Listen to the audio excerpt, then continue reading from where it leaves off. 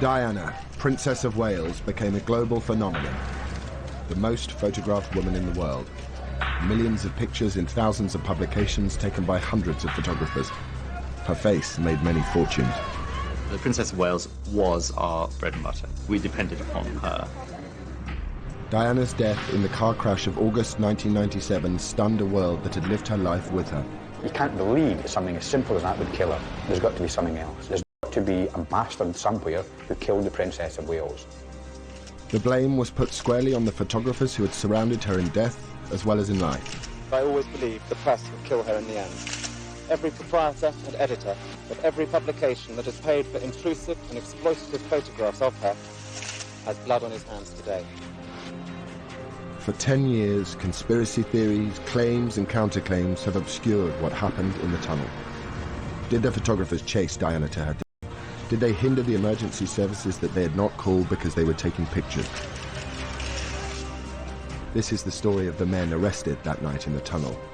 They witnessed and recorded one of the iconic moments of the 20th century. For one night, their pictures were amongst the most valuable press photographs ever taken. But for 10 long years, they have paid a heavy price for being there. Their photographs have not been seen on television, and they have never felt able to tell their side of the story to a world still mourning the death of Diana. Until now.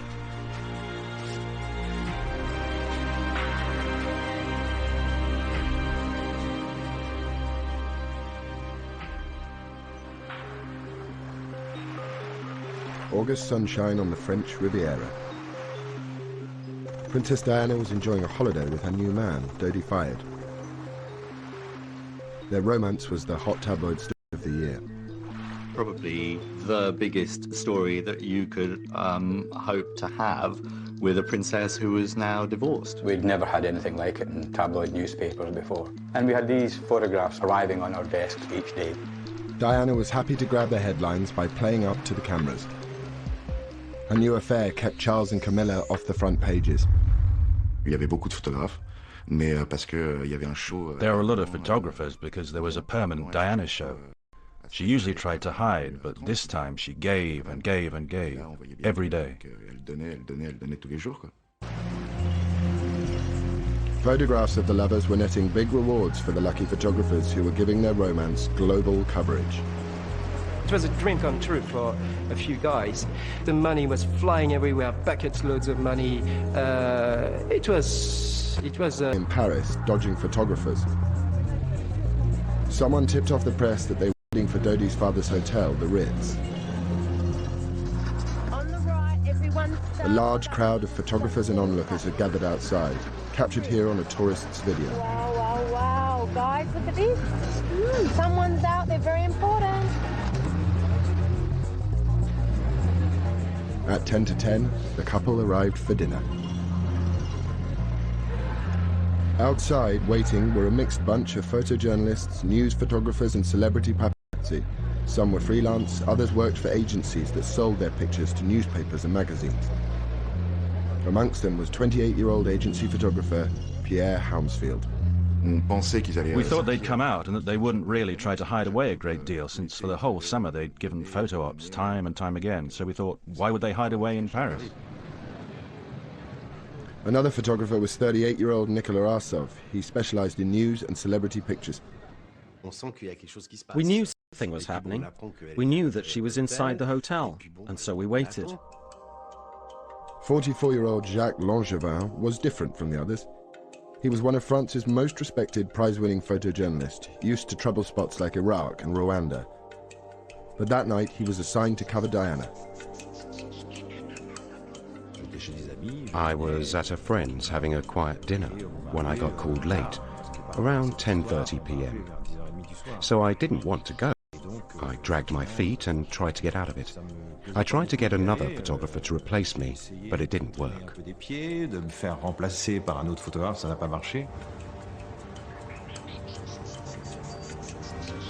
Langevin joined the press pack outside the Ritz. There he saw the hotel's acting head of security, Henri Paul, chatting to photographers. He wasn't discreet at all. For a security guard, his behavior was bizarre. he was like, oh, don't worry, they'll come out through the front, 10 minutes, 15 minutes, 20 minutes. You know, he came back 2-3 times, you know, and it was always changing. So we instantly felt, uh-oh, they are trying something here. He came out of the hotel very quickly, looking round, went back into the hotel, and came out looking round again. Why? I don't know. Suspecting something, Langevin and some of the other photographers decided to wait for Diana in the Rue Cambon at the back of the Ritz. At 12:20, they struck lucky. Diana and Dodie, accompanied by Henri Paul and one of Dodie's bodyguards, Trevor Rhys-Jones, slipped out of the back door. Henri Paul went out followed by Dodie and Diana. Once they hid themselves a little bit, you know, in that classic way, they walked normally, but they were hiding a bit, like this. The photographers took pictures as the black Mercedes drove away at speed. In this picture, a camera flash illuminates Diana, who is sitting in the back right-hand seat.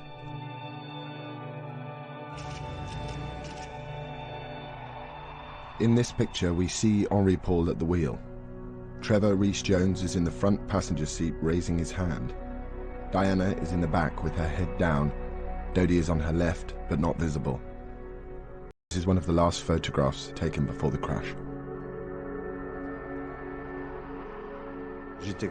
I was happy. I'd taken pictures. I'd fulfilled my mission. So I didn't intend to follow them because I'd come by car, and I can't follow a car taking off like that.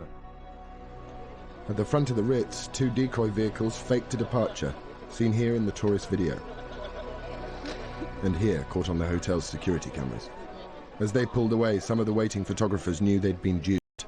When I realized that they had left, I felt, oh yeah, mistake, you know. But again, it's a mistake, but, you know, shit happens. Nicola Arsov also missed getting shots of Diana. I said to the colleagues that were with me, right, I've had enough. I'm not going. Other photographers did give chase, in cars and on motorbikes. Some nearly caught up with the Mercedes by the Place de la Concorde. At the lights, Henri Paul sped. He accelerated along the riverside, leaving the photographers behind. At 12:23, on August the 31st, 1997, he raced into the Alma Tunnel and into history.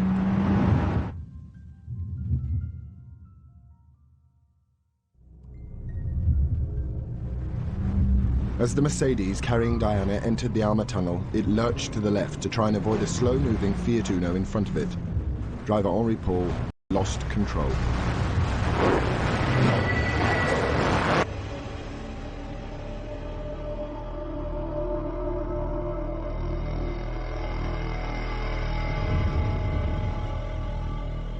The car slammed into the 13th concrete pillar at 65 miles an hour. The force of the impact removed the front bumper.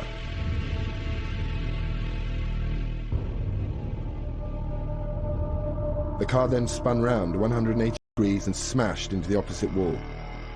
This picture shows the car in its final position, up against the wall, lights on, horn blaring, facing the direction it had come from. Dodie and Henri Paul died instantly. Trevor Rhys-Jones was pinned in the road. News footage taken later that night shows the damage to the front of the car. The photographs used in this program were taken by onlookers as well as the professionals. Some of the photographers' pictures were printed in the French investigation dossier. These photographs are the most precise record of what happened during the first chaotic minutes after the crash. In them we see the actions of the photographers, police and onlookers.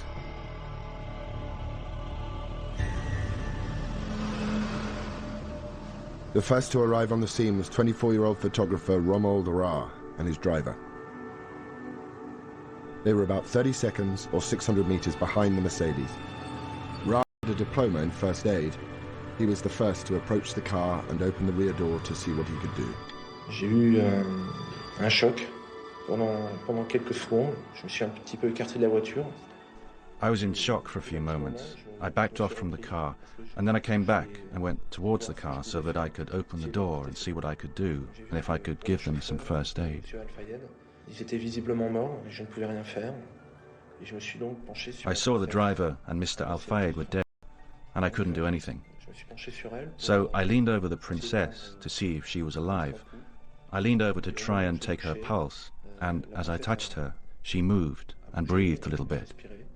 And I spoke to her in English. En anglais, je lui ai dit, I'm here, be cool, doctor will arrive. The emergency services were called by several people.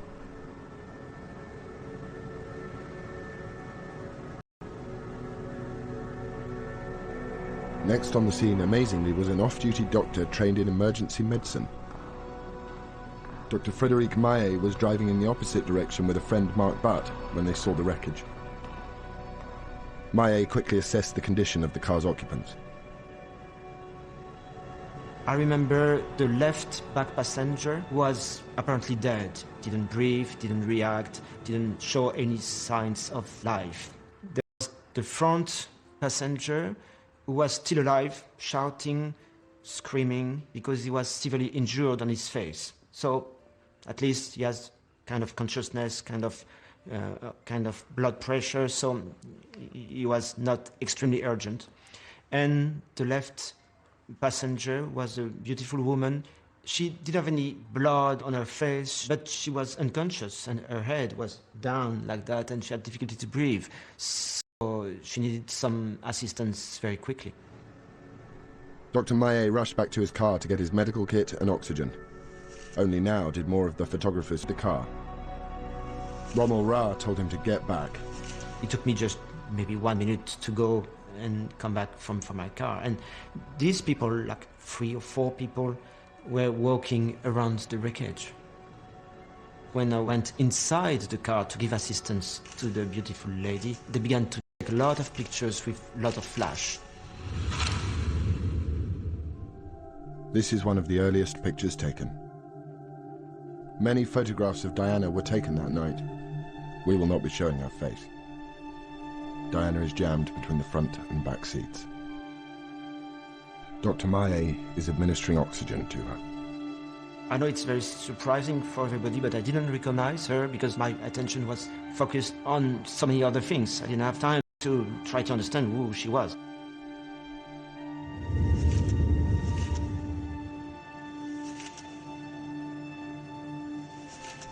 A night out for a group of students changed dramatically when they saw a lot of activity inside the Alma tunnel. Là, on a vu un photographe en scooter qui sortait du tunnel et il s'est arrêté à notre niveau. We saw a photographer on a scooter coming out of the tunnel. He stopped beside us. One of his colleagues was saying, "Come back, she's still alive." We started to wonder what was happening. We ran in and went to look at the crashed car. On est sorti de la voiture et on est allé voir directement au niveau de la voiture en fait, accidentée. One of the students, Damien Dolby, was a volunteer fireman trained in first aid. The picture showing Dr. Maillet treating Diana also shows Dolby at the front car door helping Trevor Rees-Jones, who is trapped in the wreckage with multiple injuries.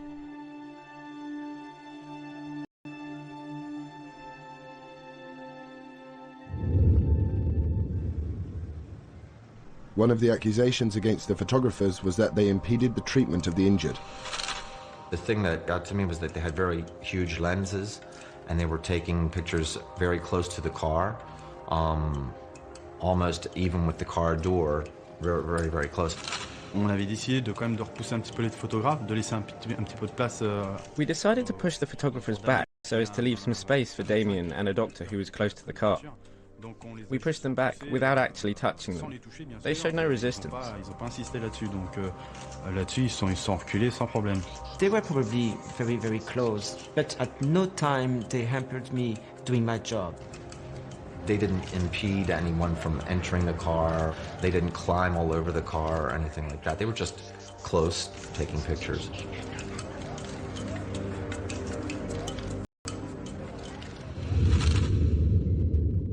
This picture was probably in the car, a mixture for onlookers and photographers. From this angle, it does not appear that any photographers' vehicles are obstructing the tunnel. The damage to the left side of the car, where it hit the wall, is extensive. The exhaust has fallen off. Dr. Maillet and Damien Dolby are still attending to Diana and Trevor Rees-Jones. 2 policemen had arrived. One of them is keeping the photographers away from the car. It was a bit chaotic because you had the police trying to make a perimeter around the accident and trying to back the photographers up. You had one of the passers-by yelling at a photographer. Pushed away from the car, the photographers continued to take pictures. In this picture taken from a distance of about 15 feet, one of the policemen is looking into the rear of the car. They had recognized Princess Diana and called for backup. This picture was taken by an American tourist. In it, we can see a policeman controlling a couple of the photographers. The enormity of the event was beginning to register with many in the tunnel. One of the photographers, Fabrice Chasserie, called his boss for advice.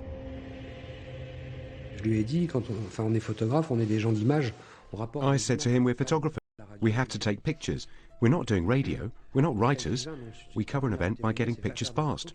I told him to take some very quick photos, come out of the tunnel, give me the films, and that I would handle it.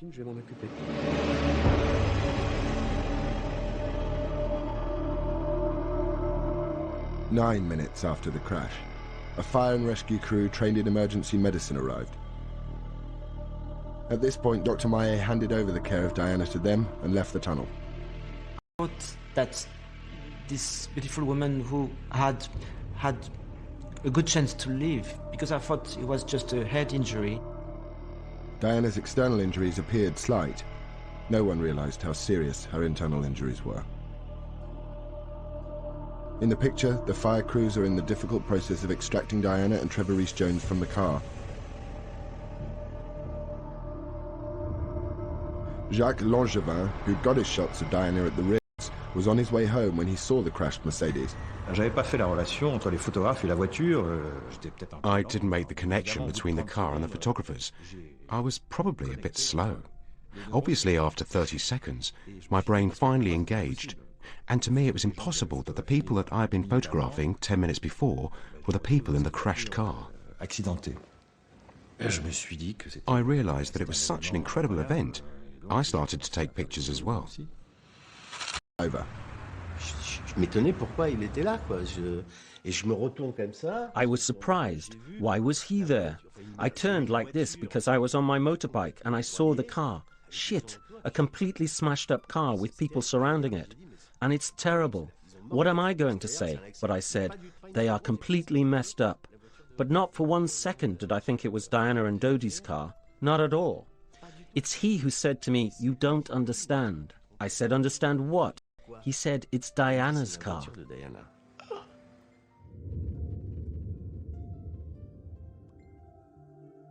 In one of the pictures taken at this time, we see the police effectively maintaining a perimeter. The fire crew helped Diana and Trevor Rees-Jones unhindered.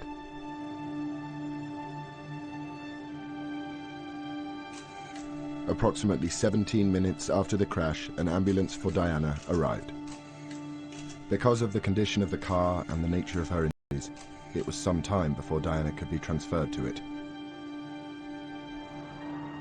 Two photographers who'd missed Diana and Dodie at the Ritz heard of the crash and rushed to the tunnel. By the time they arrived, the riot police were there too. I ran down, I had the glimpse of the tunnel, a split second, and a riot policeman stopped me, insulted me. I don't remember which term, but I heard, names, and he threw me outside. Je faisais des photos d'ambiance de la scène. I was taking photos of the scene, and a little group of policemen asked me to stop taking photos. I did, and they asked me for my film. I really didn't want to give them my film. We had a rather terse discussion. I ended up opening the canister and taking out the film. That meant I didn't have the photos, but neither did they. But some of the photographers had got their films out of the tunnel. Pictures of the injured Diana would be worth hundreds of thousands of pounds. In North London, Ken Lennox, picture editor of The Sun, was woken by his ringing phone. It was an unusual telephone call. A slightly panicked French-speaking photographer said he had got photographs of Diana being involved in a car crash, and I could have them exclusively for the UK for £300,000. My heart jumped. I didn't waste time. I had to see these pictures, but in principle I'd said yes to buying them. A few miles Photographer and picture agent Lionel Chiraud was also woken with the news. I got a call from somebody in Paris who's got pictures of the accident. So I said, yes, please get hold of these pictures and arrange to have them wired. In Paris, the police chief, Philippe Massony, had sealed off the tunnel. À partir du moment où il est arrivé, on a été pris dans la nasse. From the off, back off. And then they told us to go to the end of the tunnel. D'aller au fond du tunnel. They said to us, you photographers, and put us against the wall, brought us our bags. Is this yours, or this one, or this one? And everyone had their photographer's bag at their feet. And there they searched us as well.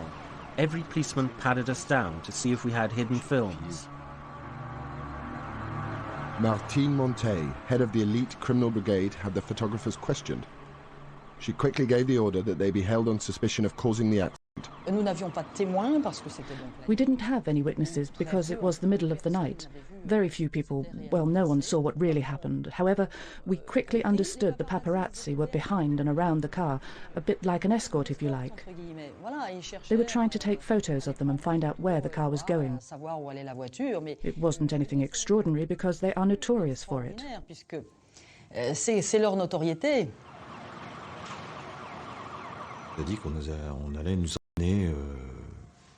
We were told that we would be driven to the police station for them to ask us questions.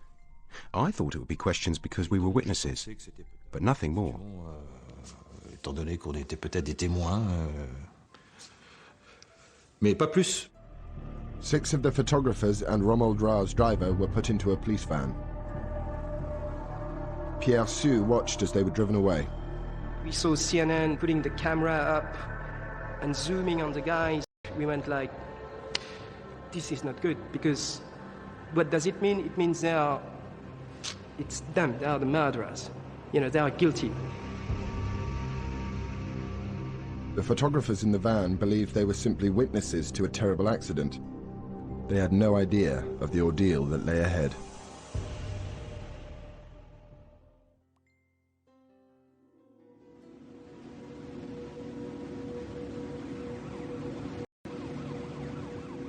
Just over an hour after the crash in the Alma tunnel, 7 men were on their way into police custody. We arrived in the middle of the night, and we were interrogated, photographed, handcuffed. Only now did the photographers realize they were suspects and could be charged with involuntary manslaughter and non-assistance to persons in danger. They faced a potential 5-year jail sentence. I was stunned when I heard that. They'd gone mad, I thought. Me, I refused to sign that accusation. I thought it was ridiculous and stupid. We hadn't done anything. We had a press card. We were journalists, and here we were in a Paris police station. And we were completely naked, in front of all the police. Pistol. Diana had been in the car for 37 minutes, semi-conscious, before the emergency services could lift her out. As she was, she suffered a heart attack. It took 40 minutes to stabilize her before the ambulance could set off. Photographer Pierre Sue saw it come to a halt minutes later. You can, from there, see the entrance of the hospital. Virtually, you can see it. It's about 400-500 yards away. And the ambulance stops. So we go, uh-oh, something is getting worse. And it lasted for ages, a good 15 minutes. Yes, we understood that the situation was critical inside.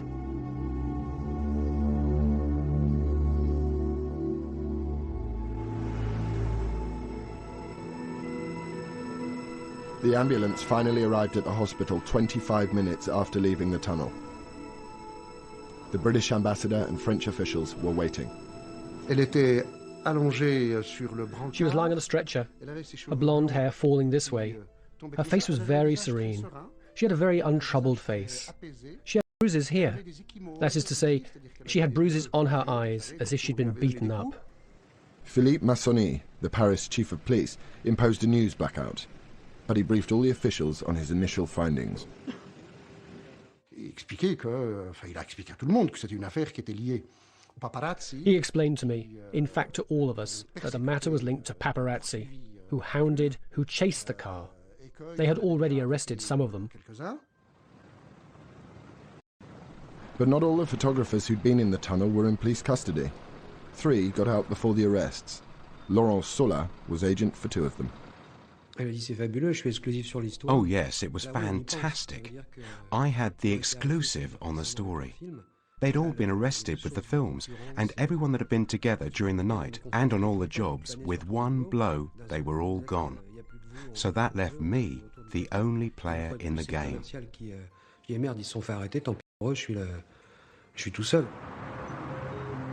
In London, Ken Lennox, wearing his slippers and an old tracksuit, rushed to the Sun offices to see the photographs sent from Paris. I just ran through security, straight up to my electronic picture desk, opened it up, sat in front of it. The first picture jumped up, and I knew right away that we had to have them because she had a trickle of blood coming down her forehead, but she didn't look badly injured. There was no horrific injuries to her at all. So it was a great publishable story. It was going to be absolutely sensational. At the same time, Phil Hall, editor of The Sun's sister paper, The News of the World, was looking at his own set of photographs. I remember sort of looking across and seeing a slightly furtive look on their face, thinking, come on, this is going to be a huge story if this story develops. Any story involving Diana was front-page news, but this promised to be the biggest ever. The world's media was starting to wake up to the events in Paris. The phone went alongside the bed, and it was my editor at the time saying, Dodie's dead and Diana may be dead. And using extremely fruity language, I thought this was a wind-up. I said, you know, don't wind me up. It's 1:15 on a Sunday morning. He said, no, this is true. Dodie's definitely dead. There's been a car crash. Can you come in? Gowing went on air at 2:30 London time. Welcome to BBC World News. I'm Nick Gowing. Diana, Princess of Wales, has been seriously injured and her companion, Al-Fayed, has been killed in a motor accident in the French capital, Paris. Reports say a vehicle carrying the princess and her entourage was being chased by a carload of paparazzi photographers. At News International, the mood rapidly changed from excitement to shock, as reports suggested the paparazzi were to blame. One of my first thoughts, and I remember saying it in the office, was that, gosh, if one of these photographers has caused this accident, we're all going to be in trouble. This could be the end of the free press as we know it, because there'll be a massive, massive backlash against us. I felt sick. I felt anxious about it all. I knew that my photographers would be in trouble on the streets, and it didn't look good. One of the few voices to challenge the report blaming the photographers for Diana's accident was James Whittaker. I'm now joined by James Whittaker, who is the royal correspondent for the Mirror newspaper. There's one thing with the paparazzi following, but the driver doesn't have to drive in such a way that an accident is then caused. What I did think was, how can these people just blame the photographers for doing it? They haven't got a clue what's going on. It wasn't the BBC who were making this judgment about paparazzi. It was already beginning to come out from a number of people. It's the damn paparazzi who were chasing the princess and caused the car to have this serious smash. Whilst who was to blame filled the airwaves, the photographs taken in the tunnel were fetching record-breaking prices. J'étais pratiquement à 20 millions de francs. Il faut faire la conversion, mais c'est énorme. I was practically at 20 million francs. If you do the conversion, it was enormous.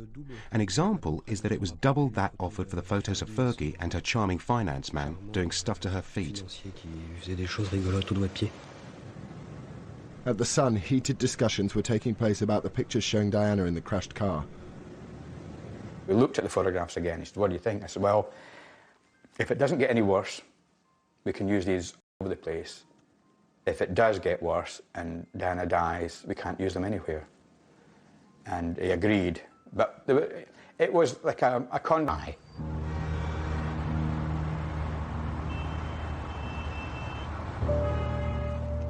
But there was little optimism at the hospital in Paris.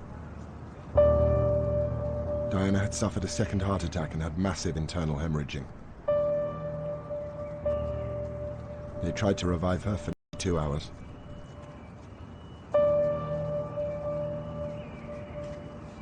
At 4 o'clock in the morning, the chief of police was informed by a doctor who came out and said, "It's over."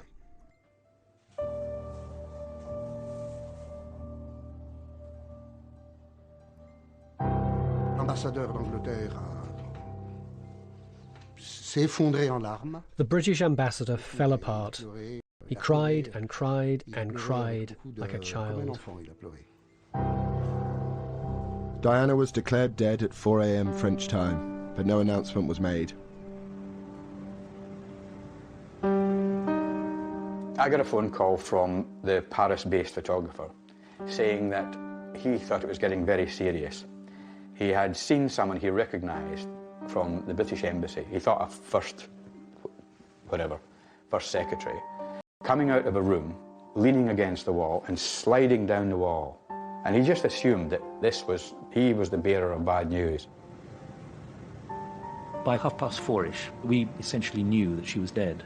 But we had to be absolutely sure. We needed an official confirmation. At the moment, we have no further official news on the accident which has taken place in Paris this evening involving a car, involving Princess Diana and the death of her companion, Dodi Al-Fayed. By now, 500 million people around the world were tuned into news channels watching the unfolding drama on TV. I had to hold my breath, metaphorically, realizing that something dreadful was about to be made public, and I would have to reflect that on air. Nearly 2 hours after Diana died, the truth was reported.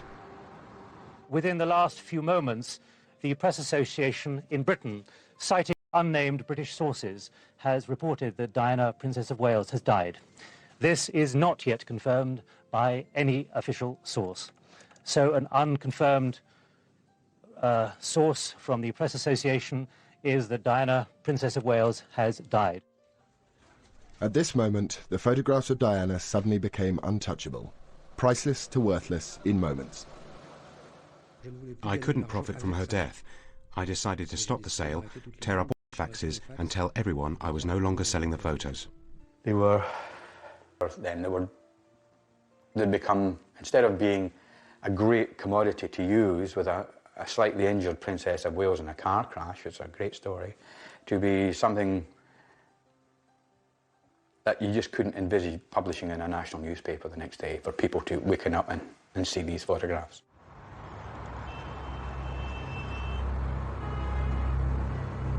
At 6 a.m. in Paris, the French Interior Ministry officially announced Diana's death and put forward whom they thought was to blame. S'étant lui-même rendu sur place, d'après les premiers éléments que nous avons recueillis, le véhicule dans lequel avait pris place la princesse était suivi par des journalistes qui tentaient de prendre des photographies. In Britain, people were shocked by the news that Princess Diana had been killed in a crash because the paparazzi had chased her car. It seemed everyone knew who to blame. People have been pointing fingers, angry fingers, at some of the photographers here. A bus driver leaned out of his cab and simply shouted at the not the media people here, "Leave her alone." Mohammed Al-Fayed's spokesman denounced the role of the photographers in the accident. Mr. Al-Fayed believes that this appalling tragedy would never have happened but for the attentions of these people who I suppose we shall have to call photographers. It was quite appalling what happened, and we're just coming to terms with that. In Paris, some eyewitnesses told the media what they had seen in the tunnel. A police was pushing two of the journalists to go away from the car, and another one would run around to try to get by again, like it was relentless. And from South Africa, Diana's brother, Earl Spencer, was absolute in his condemnation of the press. It would appear that every proprietor and editor of every publication that has paid for intrusive and exploitative photographs of her, encouraging greedy and ruthless individuals to risk everything in pursuit of Diana's image, has blood on his hands today. Earl Spencer's statement inflamed the public's anger. You've lost a lovely person for nothing. You're horrible. You helped to kill her. I helped to kill her. Not you, but your profession. Why did they pay so much money for the photographs? Why were the paparazzi after them? If there was no money in the photographs, they wouldn't have been after her in the tunnel. Western world. In response to the public mood, some in the press began to distance themselves from the photographers. But as long as, frankly, the public want to buy this sort of tasteless material, many of us are deeply embarrassed. I feel embarrassed to be part of the same trade as the paparazzi. Dès le premier jour, ça a été un défi. From day one, it was like a tidal wave had landed on the photographers. Without proof, without really knowing what had happened or waiting for any sort of conclusion to be drawn, it was the photographers who were thrown to the mob. It was their fault. It was them. And there wasn't even any point in having a trial because it was them. For sure, they The 7 arrested inside the tunnel were being held at the Criminal Brigade headquarters. We were held in custody cells for 2.5 days, in a room with a window and a wooden bench. Mine was quite long. I could lie down, but the others couldn't. They had to sit for 2 days because they couldn't lie down.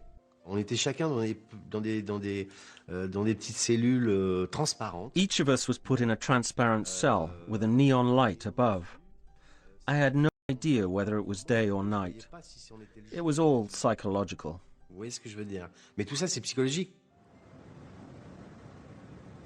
The French authorities had 20 rolls with more than 80 pictures shot in the tunnel, but they wanted them all.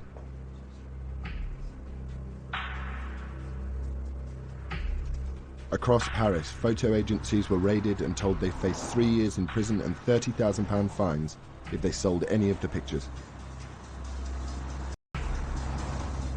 Laurent Sola didn't want to give up his negatives, but went voluntarily to the Criminal Brigade. The first strip search is done when you're stark naked. It's like in the movies, except you're not an actor. You are stark naked. A guy with fat fingers searched me. At this point, it's no movie, taking a fat finger up your ass. Eventually, Sola handed over his negatives. The operation to get the photographs spread across the channel. In London, Lionel Chereau reported a break-in at his home. A crime prevention officer came to his house. He says, I have examined this report of your burglary, and I have to tell you that you have not been burgled, but that you have been targeted. I said to him, targeted what, by the grey men? He said, well, you can call them whatever you like. Grey men, MI5, MI6, but what I can tell you is that the person that came into your house had a plan of your house, had a key to your front door. And I would like to point out, he said, delicately, that at no point were your lives in danger, at which point my wife burst into tears. The French police developed all the films confiscated in the tunnel and in the raids. Crucially, they revealed there were no pictures of the Mercedes as it drove to the Alma tunnel. After seeing the report blaming the photographers, Dr. Maillet and Marc Barth spoke out. One of the most important parts of us coming forward is that we knew that there were no photographers. This whole group of photographers was not around the car at the time of the accident because we were there before them. So they didn't come until 2, 3, 4 minutes afterwards. So they couldn't have been the cause of the accident. The evidence, both photographic and eyewitness accounts, seemed to show that the photographer...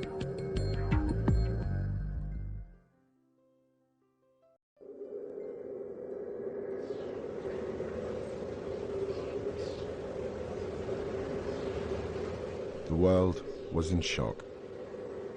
A day after the death of Diana, Princess of Wales, the French police were still holding 7 men in their cells despite the lack of evidence against them. Then came a stunning revelation.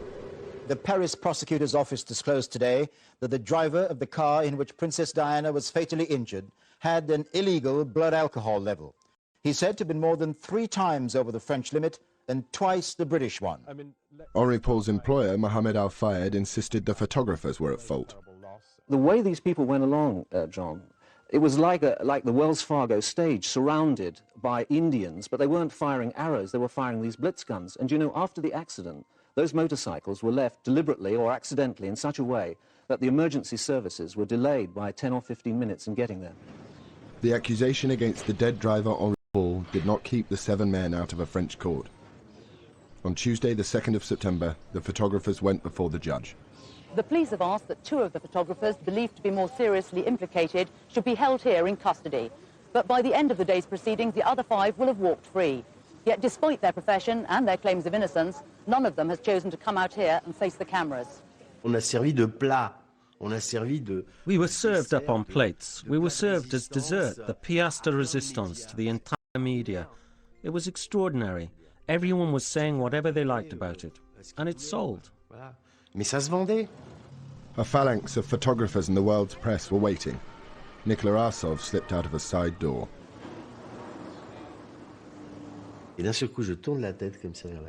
Suddenly I turned my head like this, and I saw hundreds of journalists. And then I carried on walking ahead of me without turning round. Then, on the other side of the Seine, Mr. Sieper, my boss, who was waiting for me in his car. And once I was in his car, I cried like a baby. Because you empty yourself. It's the tension, the pressure. You crack up. Ouais, vous craquez, quoi.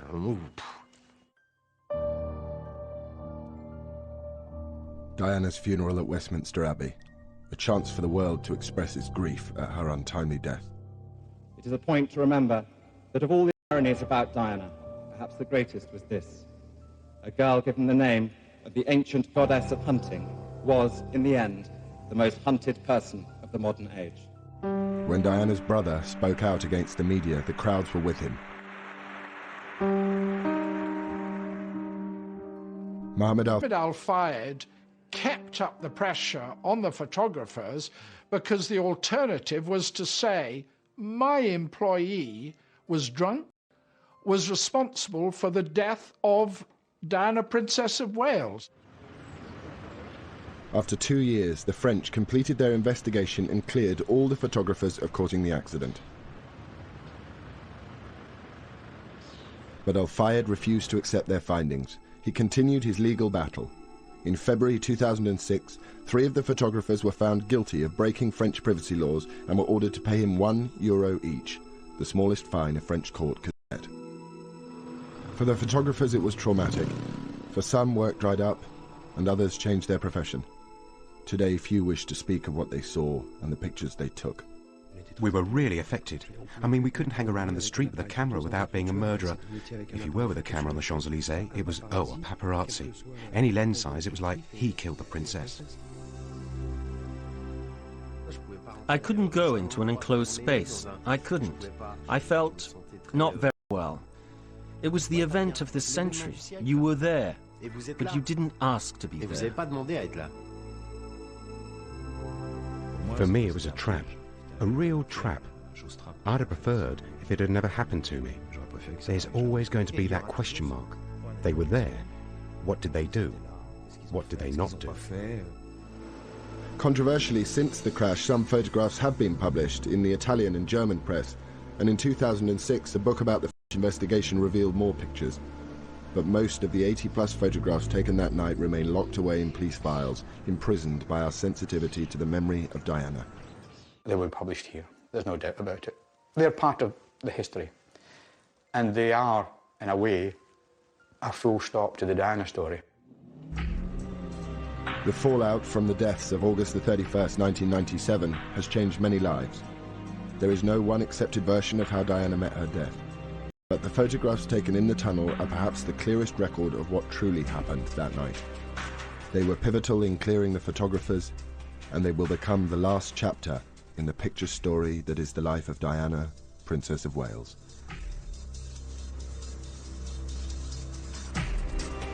You can let us know your views about tonight's Diana, the witnesses in the tunnel, at channel4.com/Diana debate.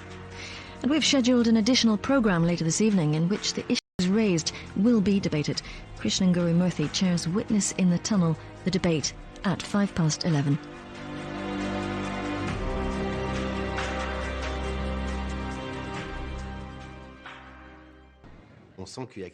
We knew something was happening. We knew that she was inside the hotel, and so we waited. 44-year-old Jacques Langevin was different from the others. He was one of France's most respected prize-winning photojournalists, used to trouble spots like Iraq and Rwanda. But that night, he was assigned to cover Diana. I was at a friend's having a quiet dinner when I got called late, around 10:30 p.m. So I didn't want to go. I dragged my feet and tried to get out of it. I tried to get another photographer to replace me, but it didn't work.